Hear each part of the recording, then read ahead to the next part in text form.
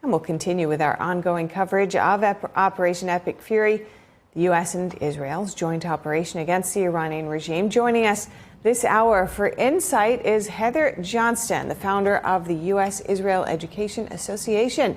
Good to have you with us today, Heather. Many Americans are weary when they hear the term regime change. Heather, you've said that the U.S. and Israel's actions against Iran isn't just about internal reform, but about ending a regime that, quote, menaces American interests, threatens Israel, and destabilizes the region.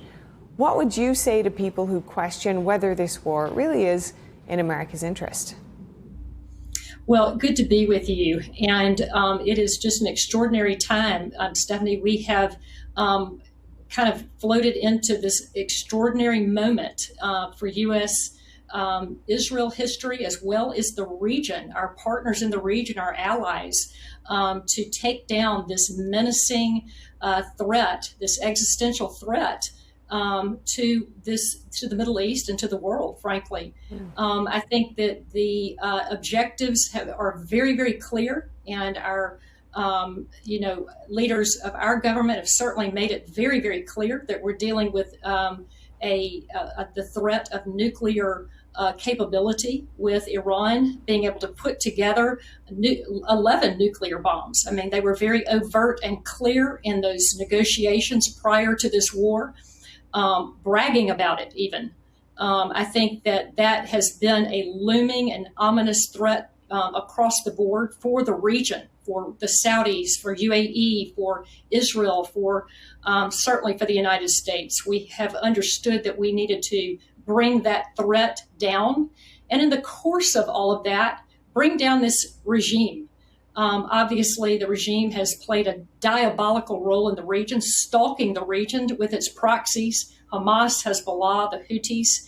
And so it is in the interest of the United States of America to see a full and decisive end to this leadership that is led by radical clerics under some sort of a messianic type theocracy. And there's not another country in the world like this Iranian regime. We are obviously have North Korea with weapons of mass destruction, but we're zeroing in on the Iranian regime due to the radical nature of its leadership. Now, the United States and Israel have been working together seamlessly in this operation. Tell us about this dynamic and what the coordination looks like.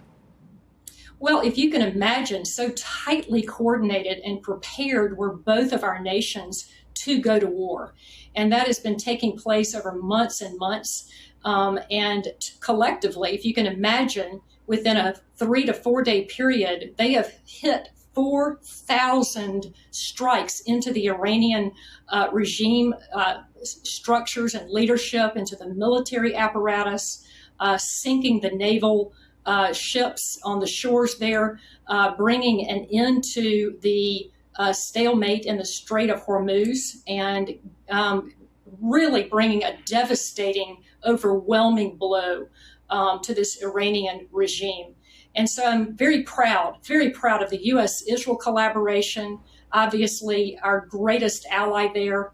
And there's probably never been a time in history where we've worked so closely and in such close proximity together on all those fronts dealing with this war.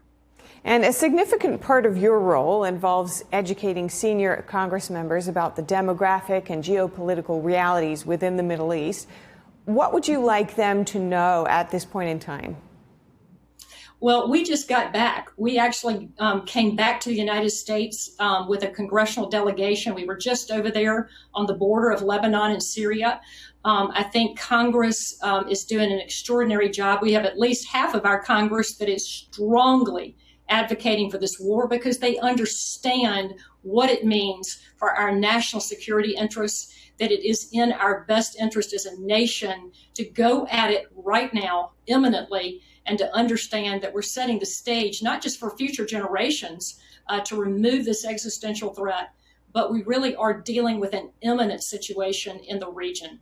So very, very thankful for our government that has taken the interest to work so closely with Israel, our Congress that continues to vote in the right direction to uphold the United States national security interest in the region, and we are on the right path.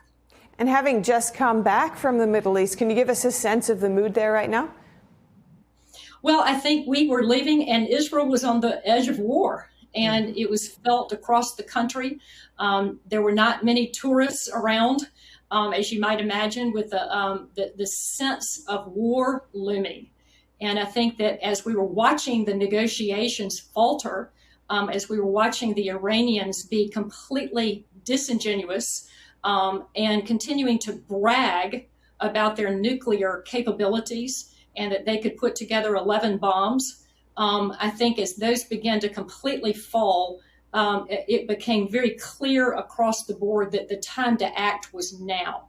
And so it was felt on the ground as we were over there and meeting with the leaders and understanding the dynamic of what's taking place as we visited the missile defense weapon systems there and some of those real key companies that adhere to Israel's national security interests there in the region. It really gave us a window into what this war would be like. And that's the importance of getting our Congress over there, getting our leaders up front and center with the understanding of what war looks like in that region. Why are we engaging? We have to inform our leaders. So it's a great, great education process. Yeah, it sounds really pivotal. Justin, Israel is vowing to eliminate Iran's next leader, which could be Khamenei's own son. That's according to Iranian officials who spoke to the New York Times. There's also been a report of Reza Pahlavi, the exiled son of Iran's last Shah, could be an option. Netanyahu has described the Operation Roaring Lion as an existential fight for Israel. How do you see these two options potentially as the next leaders? Well, I think it's real early to try to look at the future and to pick a leader. There's so many other priorities to this war right now to remove the huge threat of these missiles coming in now into 11 nations in the Middle East. All of that has to be completely extinguished. That's the war aim right now. I think as we go to another phase of it, then you're going to be looking at what leader, what group, what orientation is going to emerge that could actually get to the helm, that could overthrow this government.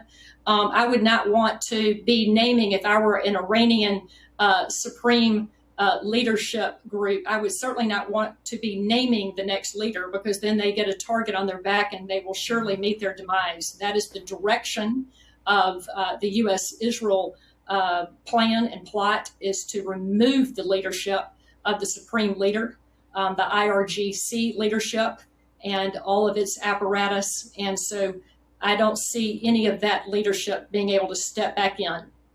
And lastly, if you could explain for our viewers briefly why it is that Israel is carrying out the operation responsible to taking out members of the Iranian regime, while the U.S. is focusing on military targets. Well, I think at this point, as we understood from the Secretary of State this morning, and as we understood from Pete Hegseth, I think the aim is now going to be moving from that large war arena to coming into more precision strikes overhead in Iran going forward in the days ahead, which is going to bring Israel and the United States much closer together as they're executing and prosecuting this war. And so I believe that the United States has had to deal with a lot of regional threats to us. That would be that our U.S. air bases are all over the Middle East. We've had to be large, looming, and in charge and gaining control of the whole area. And as we've done that, now we're moving into the next phase, which is going to be much more precision strikes alongside Israel. Well, thank you so much for your time today and your insights. Heather Johnston, good to speak with you. Good to be with you. Thank you.